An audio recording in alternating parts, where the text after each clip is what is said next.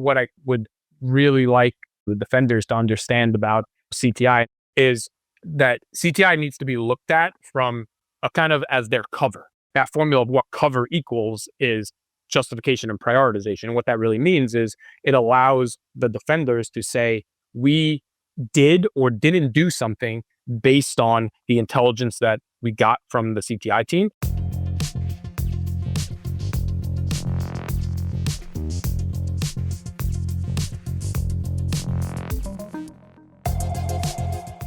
Hello and welcome to another episode of Data Security Decoded. I'm your host, Caleb Tolin, and if this is your first time joining us, thanks for tuning in. Make sure you hit that subscribe button so you're notified when new episodes drop. And if you're already a subscriber, thanks for coming back. Give us a rating, drop a comment below, let us know what you think about the show. Now, in this episode, I sat down with Scott Scher, who has an extensive background in threat intel, working with government agencies and leading teams at organizations like DTCC and Intel 471. I learned what DTCC does, and basically they run all the background work of trading on the stock market. Crazy stuff, right? Well, Scott and I had a great conversation about how threat intel can bolster data security, how defenders and intelligence teams can better collaborate, and we even had a side tangent about living off the grid. Now, without further ado, let's get into it. Scott, thank you so much for joining us. But I wanted to say, before we dive into the topic at hand, I wanted to kind of understand a little bit more about your background. So can you tell me how you got into cyber threat intelligence, or CTI as we'll often refer to it in this episode? I hear you had a pretty interesting lead up to getting into this world. Caleb, thanks so much for having me out on the show. I really appreciate the invite and the opportunity to come here and talk about, CTI and all the stuff that I've been doing. So to give you kind of the short version of, how I got there, it's really more about what drove me to want to do CTI, not so much how I went into CTI. Is kind of that interesting bit that you kind of touched on. Is unlike many of my peers in the industry, I kind of knew I wanted to go into CTI once I had decided that, cyber was a thing that I wanted to do, and kind of after life of, going to undergrad and then university, which I had taken some time off. What that time off was is kind of what you alluded to, is I spent about almost a full 4 years kind of living a self-sufficient homestead out kind of in the mountains where I was, kind of growing my own food. We were pretty much off grid for mostly all of it, right? We had some generators to like run some stuff, but we mostly, had no internet, no TV, no real cell phone service out there, right? It worked, but it was more like drive the hour into town so you could check your voicemails and, talk to people and do things like that, because you're kind of really out in the middle of nowhere. And that's what drove me. Once I realized, did I want to be doing this type of lifestyle for the rest of my life? The answer was maybe it's not very stable and it is hard, right? And it's something you want to do forever, hard to do, as you get older and things like that. So what made me realize, while doing that was, every time I would talk to family at home and, go back home to visit every once in a while, it was, well, what do you mean you're out there in like the woods and you don't have technology, and like, how do you get food and how do you do this? And it was like, well, you grow the food and you get the animals and, the same way you get it. And they're like, what do you mean? We go to the grocery store. It's like, yeah, well, someone's got to get it so that it can go to the grocery store. And that always kind of left the impression in me of the idea that as a society, we aren't really prepared to live without modern technology for the most part, right? Well, we would mostly figure it out, but in the immediate term, if we lost that technology or the ability to use some of that technology, it would be kind of a bad day for most people in the beginning. That's what really drove me to cyber. Is, also like living in New York City, like all my life is, you would lose power for a couple of days and the place would turn into a riot zone, right? So that's really what drove me towards the idea of, we need to be able to protect the technology that we have and be able to, as best we can, maintain people's access to it. Right. That's really cool. As we were preparing for this, you told me that story about the homesteading, and it's something I've always thought is so fascinating. So glad you got that experience, and it makes a ton of sense how you would get from there to getting into cybersecurity. Yeah, we're so reliant on technology these days. I'll touch on that a little bit later too. I'll come back to that topic for sure. But something I wanted to talk to you a little bit about is intelligence versus policy versus defenders. I hate to put verses between each of those groups because they often are groups of people who all have to work together, sometimes not so well, but you do happen to have experience bridging these gaps. So what needs to happen from each of these groups to make the magic happen to effectively combat cyber threats? Yeah. So just to kind of pick on you a little bit, since you mentioned it before, right, with the verses, is the first thing is don't think of it as a versus, right? So don't think of it as me versus them or them and us kind of situation. But in kind of leading into that is instead of verses, I would use, and I don't know if it's a plus sign and a multiplication sign, some type of mathematical, symbol to talk about them being together and them being a formula for doing good cybersecurity work, right? Because now we've kind of moved out of just intelligence to the broader picture there. And the way I kind of see that and what needs to really happen there is one, for all of those teams to kind of understand what their function and role is and how that fits together with the other teams. And with that is right when I think of the policy piece of that, I'm really thinking for people who aren't in government and things like that. For the listeners of, I'm thinking strategy, goals, objectives of the team, the organization, whatever level you're kind of putting that on. And then the defenders, obviously, they're your frontline defense teams. They're the ones, preventing, mitigating, responding to. And then you have the intel piece, which is the support of all of those things.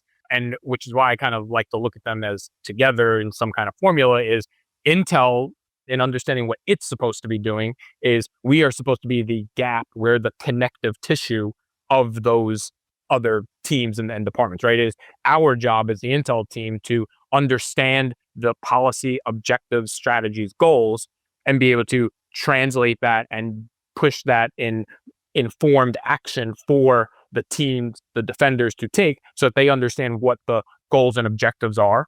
And then it is our job as the intel team to be explaining the actions taken and how this all fits to in the tactical piece of what these defenders are doing to the policy people to then drive either new strategy or to reinforce, hey, the strategy is working, or we're working towards the thing that we're trying to achieve. Right, definitely. And you're totally right about the verses. I was, even debating how I should formulate that question. Yeah, of course. No, I just wanted to give you a hard time with that one. I know, but saying it as a formula is definitely a more accurate way of looking at things. And so looking more specifically at the relationship between intelligence teams and defenders, where have you seen the best collaboration happen between those groups? Do you have any stories that you can kind of pull from? Yeah.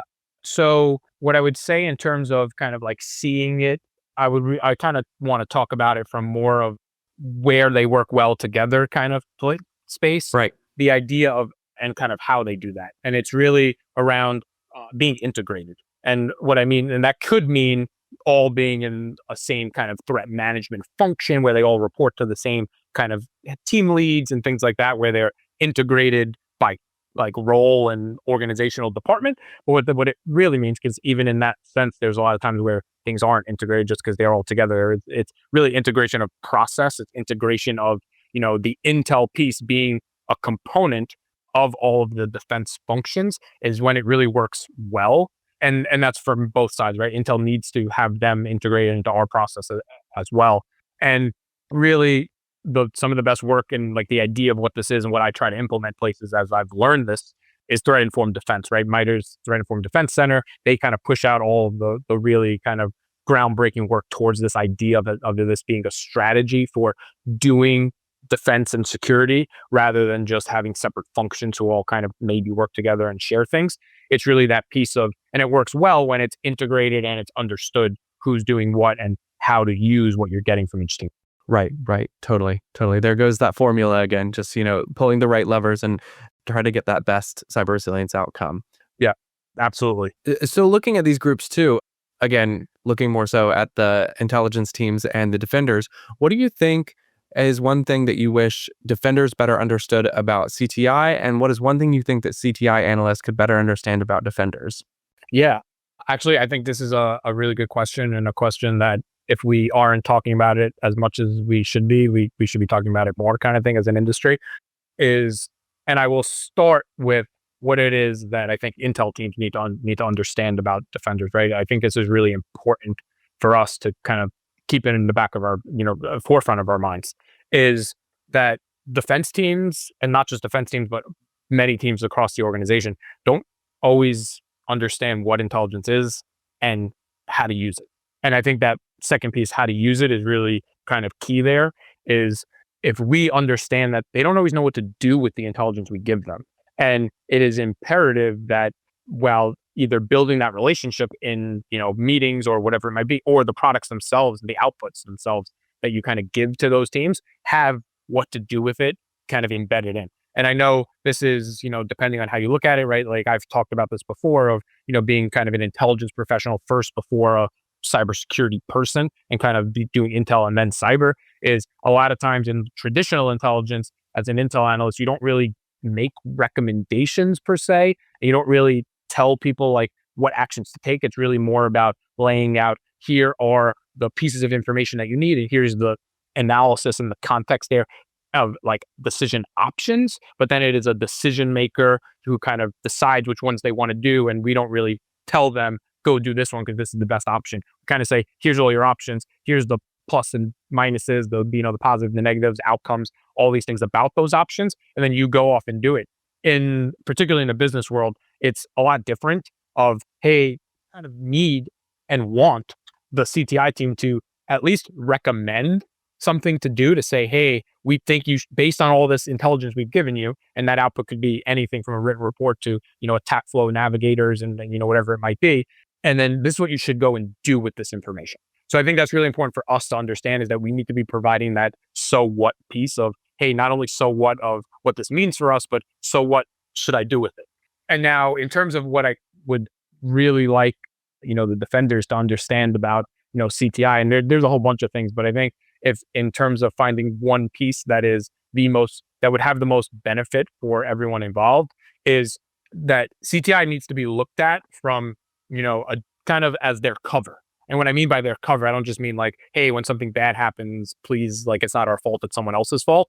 It's more that justification and prioritization piece, which is what that again, I'll kind of talk more formula because I think CTI is an opportunity to give like a scientific like approach to how you can like make this information usable, is that formula of what cover equals is justification and prioritization. And what that really means is it allows the defenders to say, we did or didn't do something based on the intelligence that we got from the CTI team. And that is your justification and for taking an action, not taking an action. And what that, instead of looking at it, which is what I think happens a lot, is as someone either telling us what we need and should be doing, which is, oh, well, if you say this is bad, that means we have to go do something about it. And that's not necessarily true. We may recommend you take some steps, but it's really more of an opportunity for you to then take our intelligence, put that in your decision-making process and say, based on the information we got from a CTI team, we are deciding to do X or we're deciding not to do something else, like patch a vulnerability or not. It's, hey, this is a priority one or it's not because it's not being exploited by threat actors that are relevant to the organization or something like that. And then if someone comes and asks, well, why didn't you patch this thing? We could then say, or those teams can come and say, hey, look, we didn't patch it because of this output from CTI. Now go talk to CTI. And CTI, if we're doing our job right, we're doing the hard work of being able to show the accountability of why we made that, why we said this wasn't a high threat or this wasn't a priority. And if we can show that, then there's that cover, that justification. Right. Totally. It's all about context and informed decision making. I mean, if you don't have that bit of intelligence that has those recommendations, particularly in cyber, oftentimes I know defenders can be like, okay, this is a lot of information. What do I do with that? And then it becomes kind of inactionable. So having that piece of context or those recommendations, I know is so important for the teams to be able to make informed decisions. So I totally resonate with that. Cool. And then, like I said, I promised I wanted to come back to something you mentioned at the top of the conversation, which was about the homesteading. So you mentioned before you really got into your career in cyber intelligence that you were a homesteader and you were living pretty much off the grid for you said, I think 4 years. So my question for you, who would win in a fight, 10 homesteaders or 10 of the most ruthless cybercrime actors? Oh, okay. I mean, I feel like this is a super easy thing to answer, but then I'm like, am I giving not enough? Am I underestimating, one of these two groups in my head? But I mean, I think the easy answer is the 10 homesteaders, right? Like we're looking at physical hard labor out in, digging holes, taking care of livestock, doing stuff that requires like some physical strength and activity. And then most of our like ruthless cyber threat actors, depending on which ones we're looking at, we sit and now like my job too, right? Like I sit behind a desk and I type on a keyboard.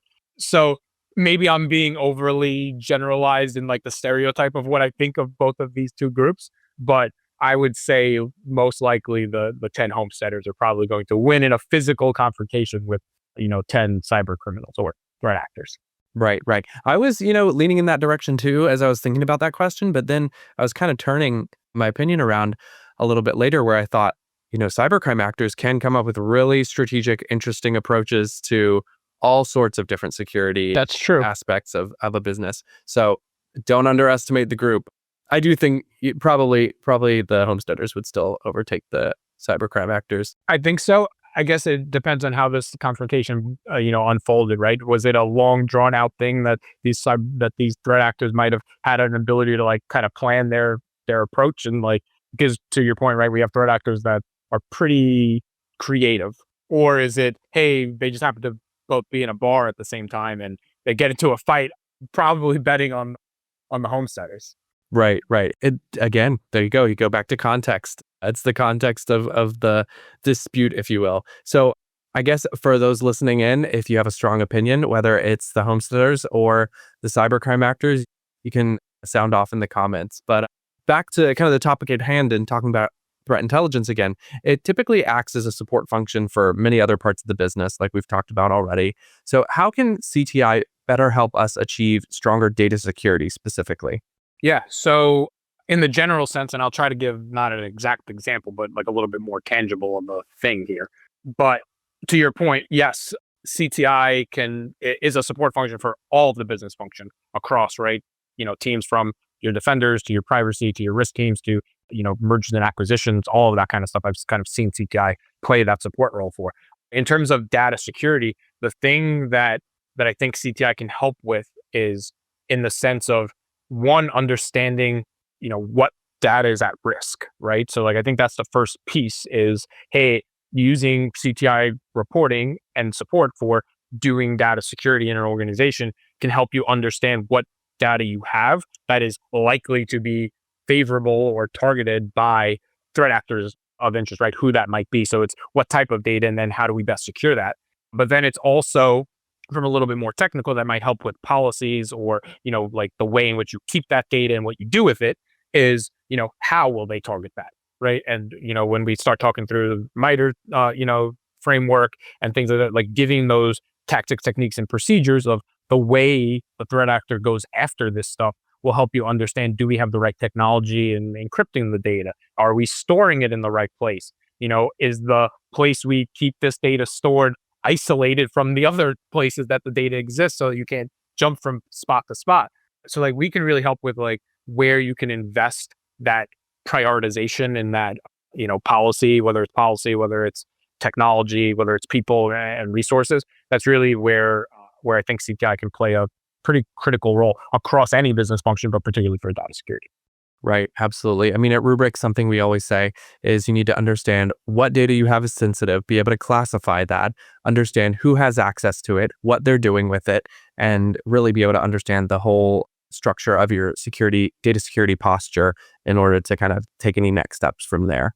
Exactly. And CTI, again, can help with, once you understand all that stuff, applying, well, now here's the threat actor's view. Here's the threat actor's perspective, right? Because I think that is, if I can circle back to one of our other questions, right, of what I would like people to understand about CTI is one of the things, and maybe we've done ourselves a disservice in calling ourselves cyber threat intelligence. We're really more cyber counter threat intelligence. It's really, we are meant to be looking at things the way the threat actor looks at it and presenting it that way to an internal audience. So it's really being able to give that, well, what does the threat actor care about that we have here?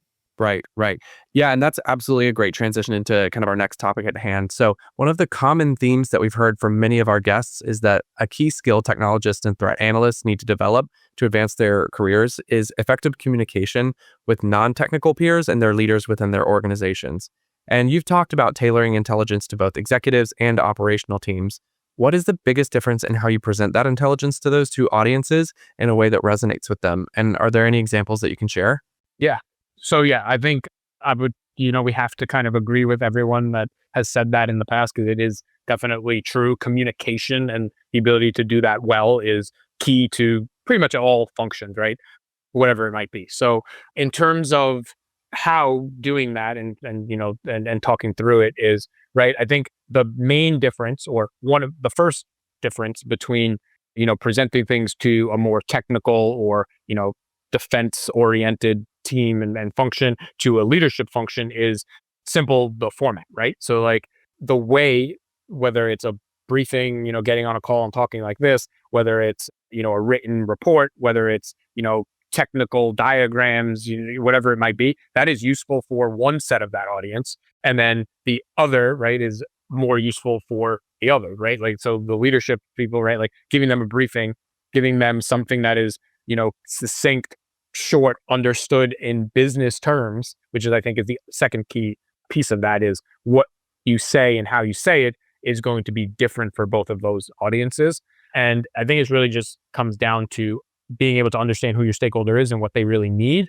And that is around the idea of, well, what is their main function and what are they doing, right? Leadership is making decisions. So they need information and context that will allow them to make the correct decision or the best decision. Defenders, their main job is to defend. So they need the information that is going to allow them to put in detections or identify threat actor activity in the environment, things like that. And the way to do that will be different, right?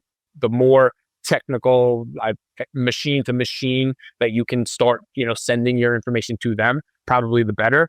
Whereas if you try to send machine stuff to, a leadership, they're going to look at you like they have no idea what any of this stuff is. So it's really translating into the words and the terms that they use, while still keeping true, because I do think there is, as we're talking about communication, I do think that there is a kind of a loosely defined set of how intelligence should be written, spoken about, conveyed, like certain terms and things like that need to still be in there. But it's still, if it is completely foreign to the end user, then they're not going to understand it and they're not going to listen. Right, right. We had an episode with Amy Bojack.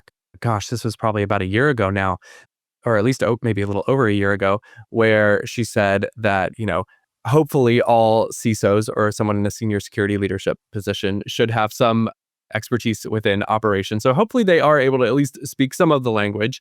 But then in another episode that we had with Maureen Allison, I think a little bit before that, she mentioned about how the CISO's role has evolved so much to talk more about the business function and being able to communicate risk to the business in terms of what's happening with information security. So that's definitely a skill that everybody could kind of benefit from on the technology side for sure.